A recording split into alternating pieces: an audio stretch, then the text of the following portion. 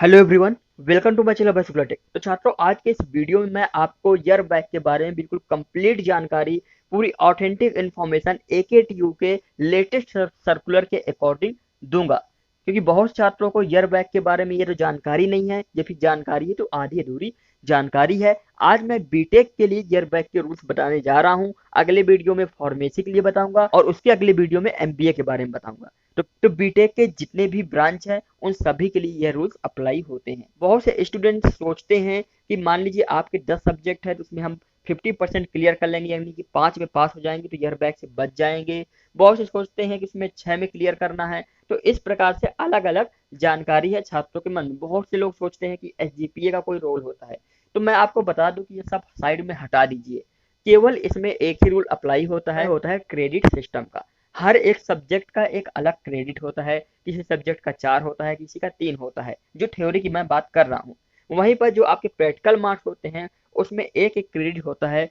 कुछ में क्रेडिट होता है 2 का भी। ठीक है, लेकिन जो जैसे आपकी फिजिक्स हो गई, केमिस्ट्री हो गया, मैथमेटिक्स हो गया, इनमें आपके 4 क्रेडिट होते हैं। बाकी और सब्जेक्ट में 3 क्रेडिट होते हैं। उसके लिए भी मैं जल्द ही वीडियो बनाऊंगा कि किस सब्जेक्ट में कितना क्रेडिट मिलता है। उसके लिए क्लियर हूँ। जो आपके प्रैक्टिकल मार्क्स होते हैं उसमें एक क्रेडिट होता है, लेकिन कुछ ऐसे सब्जेक्ट हैं जिसमें 2 भी होता है। तो उसके अकॉर्डिंग आपको पहले सेमेस्टर और दूसरे सेमेस्टर में क्रेडिट काउंट करना है, क्योंकि ईयर बैग केवल क्रेडिट के अनुसार ही लगती है।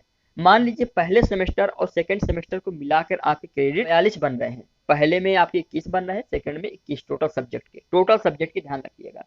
और उसमें आप पास कितने में हैं, तो जिसमें जिसमें पास हो उसके क्रेडिट आपको जोड़ने हैं। आपके 42 यानी कि 50% क्रेडिट होने चाहिए। जो टोटल क्रेडिट है first first semester second semester, यानी कि एक साल में आपके जो भी क्रेडिट बन रहे हैं उसका 50% आपको अर्न करने हैं। अगर आपके 21 क्रेडिट आ रहे हैं 42 में से, तो आपकी ईयर बैक नहीं लगेगी। और आपके 20 क्रेडिट हो रहे हैं तो आपकी ईयर बैक लग जाएगी, ध्यान रखिएगा। वहीं पर दूसरा रूल ये कहता है कि आपके 50% क्रेडिट होने चाहिए, या फिर किसी एक सेमेस्टर के क्रेडिट के बराबर होने चाहिए। यानी कि मान लीजिए आपके पहले सेमेस्टर में होते हैं 20 क्रेडिट और सेकेंड सेमेस्टर में होते हैं 24 क्रेडिट, तो टोटल 44 हो जाएंगे। तो ऐसे में आपके 22 क्रेडिट होने चाहिए, लेकिन आपके 20 क्रेडिट है तो भी बच जाएंगे कि पहले सेमेस्टर में टोटल 20 क्रेडिट हैं। तो कुल मिला के यही है कि आपके या तो 50% क्रेडिट हो दोनों सेमेस्टर के मिलाने के बाद, या फिर आगे किसी एक सेमेस्टर के टोटल क्रेडिट के बराबर आपका क्रेडिट होना चाहिए। आप पास हो जाएंगे, ईयर बैक आपकी नहीं लगेगी। अब उसमें चाहे आपकी 4 बैक लगे, 5 बैक लगे, 6 बैक लगे, मैक्सिमम टाइम ये होता है कि स्टूडेंट की 6 बैक लगती हैं और 4 क्लियर हो जाते हैं तो उसकी ईयर बैक नहीं लगती है।